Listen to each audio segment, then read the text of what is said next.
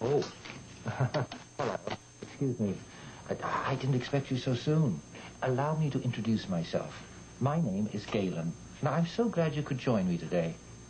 It is a marvelous story you're going to see. I remember it as if it was yesterday. Your spaceship shooting out of the heavens. Oh, what a shock it must have been to discover what the world had come to. What a shock it was for me, too. Heavens knows. But I'm getting ahead of myself. So let us go back and see what it was like. Back to the planet of the apes.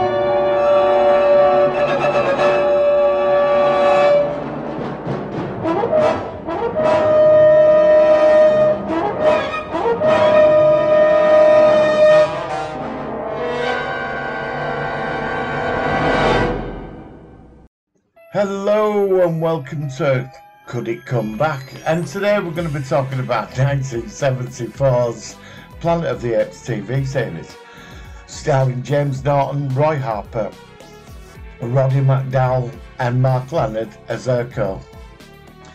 And this is all set in the future of certain astronauts crash on a certain planet that's ruled by a certain lot of apes. Set in a parallel timeline. I mean, there's many questions to when Taylor went to the same planet, but did he go to the same planet? I have a theory on this, which I will go through briefly. Bit of background from the original movies. When Taylor went through, I bought the book. It was done by Blam, and it explained how the apes got back in the third film. But let's move away from all that. When Taylor's ship went through the time warp, it opened a small rift in time. When the Earth got destroyed by the Alpha Omega bomb, it teared a hole in reality, which opened up various timelines and parallel universes of different ape worlds and societies and humans.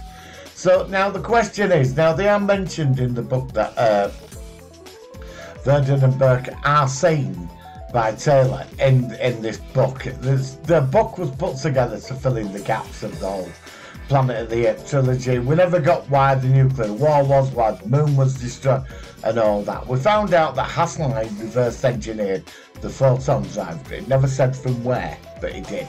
This is all in the book. Now whether that's canon, I don't know.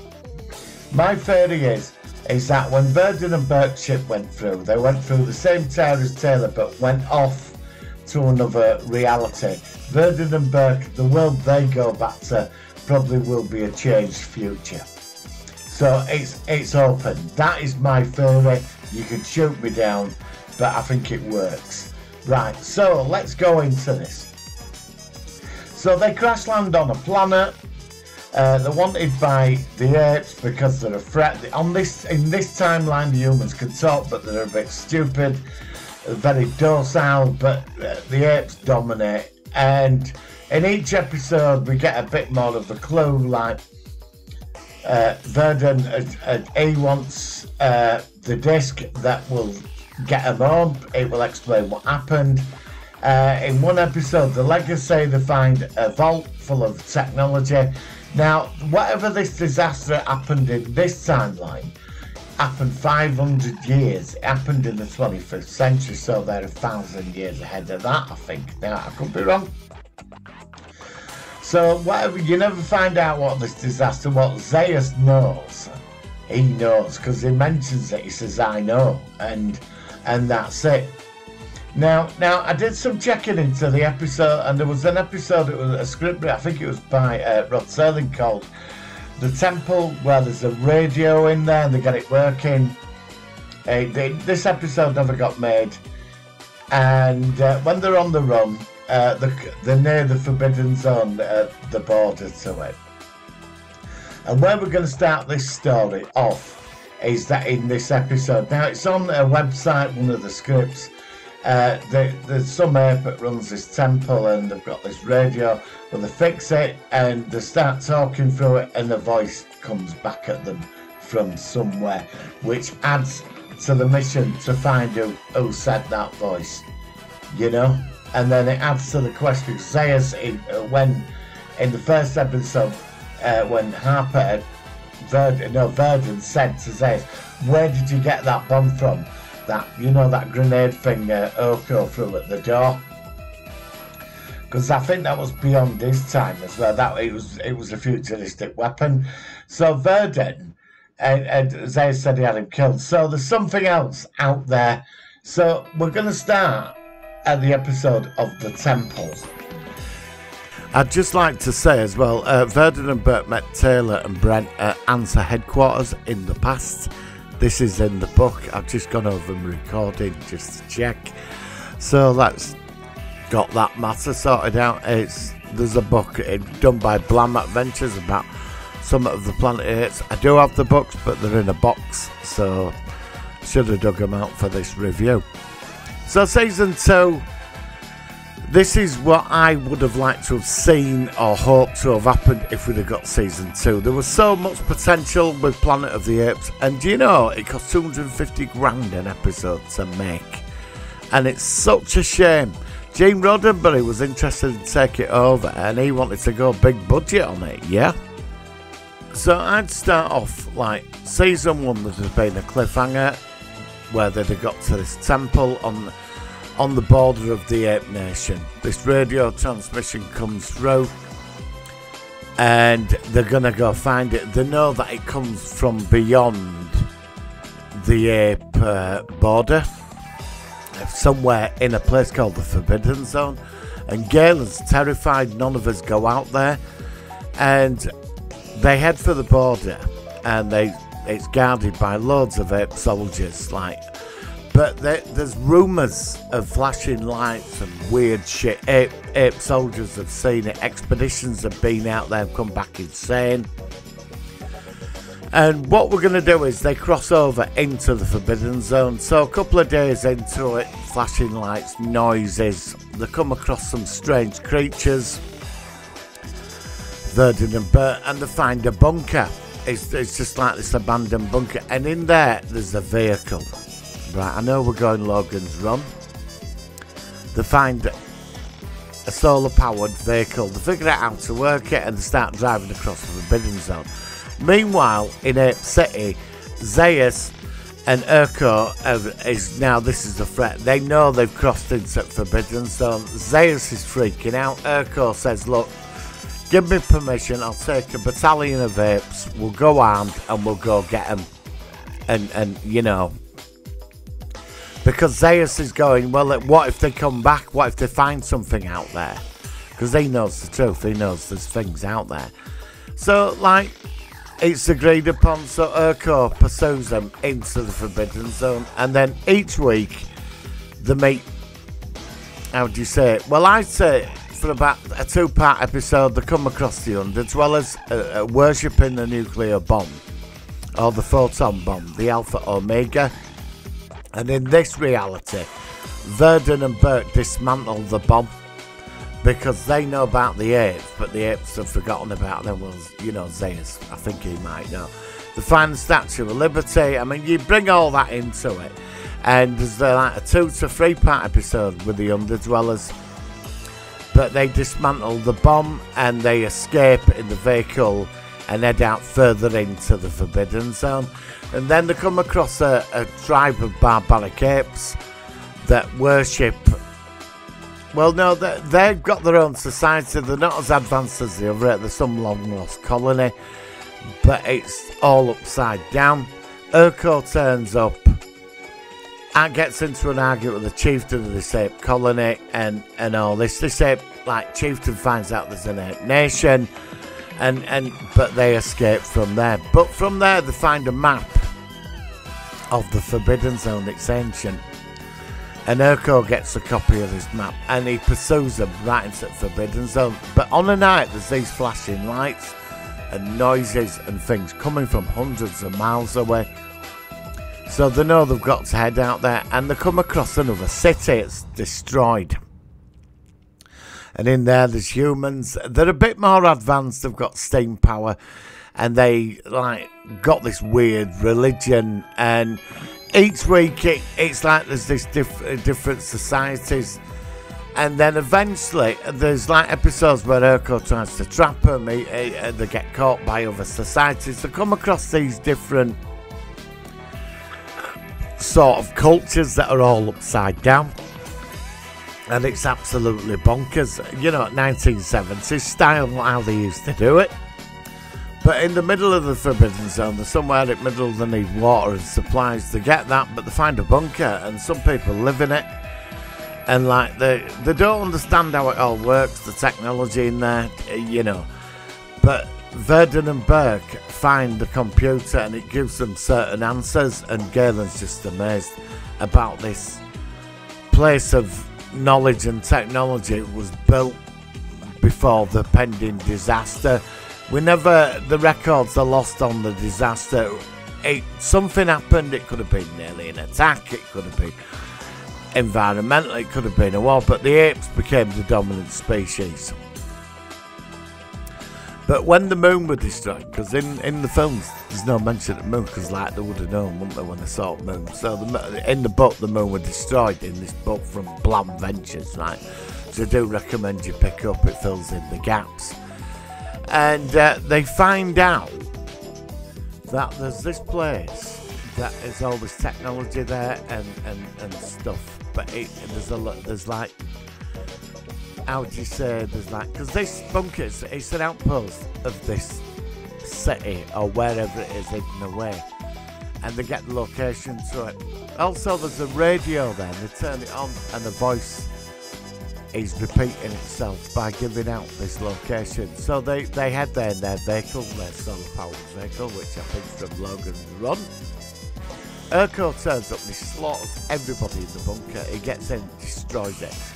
And he's just that everything Urko's ever believed in is now being questioned, and Zaius knows the truth. You know, and it's really freaking him out. He's getting resentful. He wants to exterminate the entire, he wants to bring in the army and this.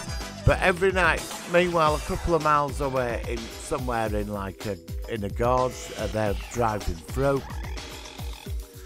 Set up camp at night, talking about it, and again the lights and the noises are in the sky. They're getting nearer to the location. So like a couple of days later, Urko's in pursuit. He tried to set a trap for them, but it didn't quite work. They escaped. And this time, Virdon and Burke found weapons now. They've got energy weapons like laser guns. And it gives them a bit more, because they found it in this bunker with this technology and equipment. And they're driving across, and the vehicle suddenly freezes, like it did in Logan's Run. You know that episode where the solar car got frozen through some kind of sonic noise. And then you get weird 1970s disco sci-fi technology surrounding the vehicle. And they look over, and these people come out with two apes and tell them to drop the weapons. They've got really advanced weapons, and say, look, you need to come with us, and they do. And they go over this valley, and they see a city like nothing they've ever seen. So they see this city and they get taken in there, they get taken to the side council, and when they're walking around they go into a mono car, like a monorail, and they get taken to this crystalline building, and there's a high council of humans and apes, both highly advanced, but they're all pacifists, And this is where the whole entire ape religion gets turned upside down. In this reality, the lawgiver of 500, 600, 700 years ago wandered into the Forbidden Zone, and he met all these races, and he found two warring tribes of apes and humans fighting over some kind of resources, and he brought both races together, and they were guarding, one lot were guarding this like storage of information, and the lawgiver set down precepts. He brought both races together, and they live in peace, and they created a harmonious society of ape and human. And that's where he ended up, and he ruled there, and everything was benevolent, and it's been followed ever since. They change. 5 years it's an ape, 5 years human. Everything's equal, everybody gets on, and they've got highly advanced technology. Urko turns up in pursuit. He sees the city. Zaius is there. They get frozen. The weapons are primitive, and they get brought to the Side Council. And there, Dr. Zaius is believed, when he stood there with Virdon and Burke and the apes, they all get told the truth. The lawgiver created this society, that this is what he wanted. He left because the apes in Ape, they were all corrupt, and he tells them that. He said, you've created nothing. All you've done is take the power of the gun and human bigotry to create your society, that you're superior. And Zaius is freaking out like the Sacred Scrolls. They will never complete in this reality. And the irony is the lawgiver created this society. And like, they're all stood there, and Galen, well, obviously they're there for a while. Galen falls in love with an ape, a chimpanzee there, and Virdon and Burke use the disc on one of their computers, and it tells them of this sort of installation. It was protected after the Great Disaster. The leader of the High Council is an ape. His grand second in command is a human. She's a female. Let's call him Sullivan. I've nicked it from Flash, King of the Ape, you know, in Ape City in Flash. But let's call him Sullivan, right, for the fuck of it, right? He says that you are not allowed into our country. We do not interfere in what you do, but we don't approve of it. And at some point we will come and share all this knowledge, but for both races, to build a better world. Zaius can't handle this. When he finds out everything, their entire hypocrisy just falls apart. Virdon and Burke are trying to like say, look, we have to leave here. We've got to go to this place where there's going to be answers to get us home. And Sullivan, the leader, says, I know this place. It's a bunker, and we've left it alone. We can take you there. And they go to this bunker, and Galen goes with them, and on this bunker door there's writing. When they wipe the dust away, it says answer, and even they can't get into this bunker. So what happened to these advanced like apes? They can't get in. There's some kind of secret for they won't touch it, but it's not ready to be opened in their eyes. But when Virdon and Burke speak, something happens. It's like voice recognition. It's like old voices. It recognises Virdon's voice because he had all clearance back in the day, and the doors open to the bunker, and they go in, and there's all this technology in there, and the apes, these benevolent apes, and even Zaius has got Urko's been held captive in the ape city. He's freaking out, but Zaius goes with them. Zaius is just destroyed. He's had his entire belief system right.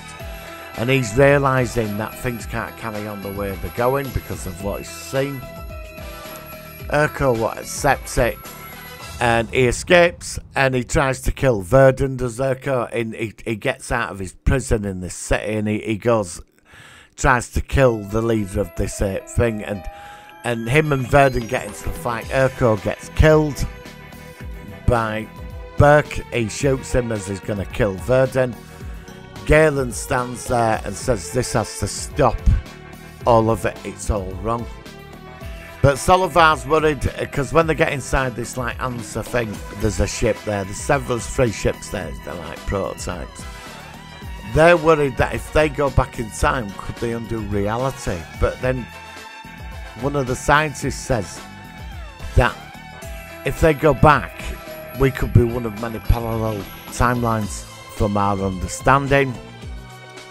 They can go back, and when they start using all this technology, they see the rip in reality out in space, and they work out through the disc how to navigate back.